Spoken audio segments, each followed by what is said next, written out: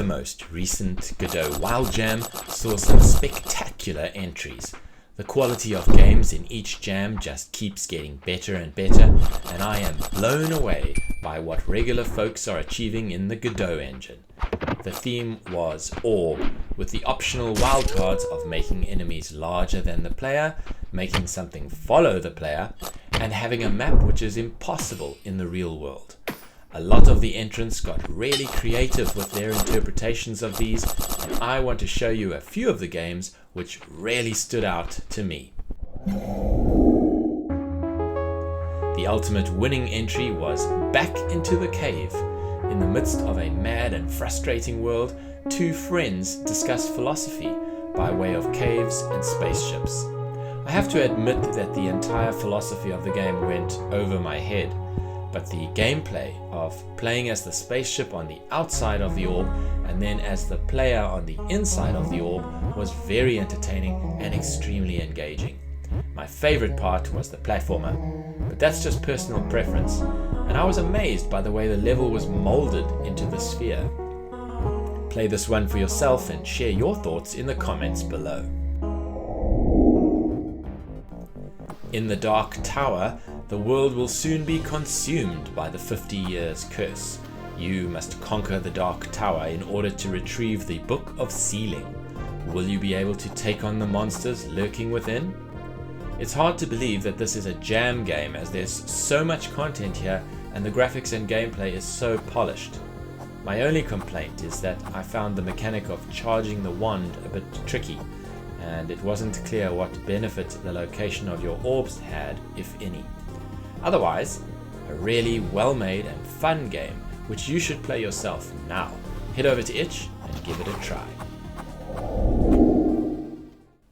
Another game with amazing 3D visuals is Orbital Toolkit, where you play as a god, solving a puzzle box to unlock environments which you can use to build a planet. Quite a zany idea, but it works so well. The tile-based puzzles are very challenging, and the way that they synergize to unlock different puzzles within the box works very nicely. The graphics are really good and help to immerse you in the world that the game developers have created. It was too hard for me in the end, so you had better give it a try yourself and let me know if you can solve it. Spirit and Mind is a beautiful game, particularly in the way it looks and sounds. This is a puzzle game similar to Mastermind or Wordle in concept.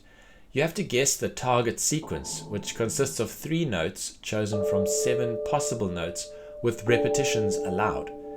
It's hard to explain, but you start by guessing 3 notes, which creates a pattern on the screen. Now you follow the linear arcs of the pattern to find orbiting spheres, which will tell you how close your guess was. Then you guess again until you find the pattern. This game is really fun, relaxing, and certainly worth your time. So please, give it a go and let me know how it went for you. The Small Regent is an orbital adventure which must have got its inspiration from The Little Prince. You need to find resources for the little planet which your rose lives on by traveling to other planets and harvesting their resources. Then you must find your way home again. Hopping between worlds is very satisfying in this game, but after a while finding your way around is difficult and you get frustratingly lost. That may be the point though, so I'm keen for you to try it and let me know what you think. Orbee Drop is a fun little game in which you drop Orbees down a type of pachinko chute, this machine which collects mana for you. You can then use this mana to cast spells in turn-based combat.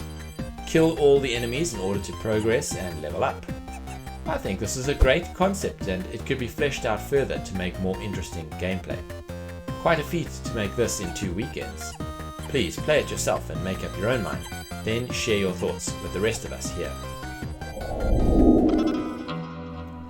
Light the Way is a cute little game where you play as a fire sprite who must light the way for the adventurer as he explores a cave in search of treasure. You need to highlight traps, obstacles, and enemies so that the adventurer is not hurt or killed. However, I could light the way easily enough, and I enjoyed the movement mechanics. I just could not figure out how to stop the adventurer from falling into traps. So, if you can work it out, please come back here and let me know how in the comments. That's all for this week. As always, thanks for joining me, and I hope to see you all again next time.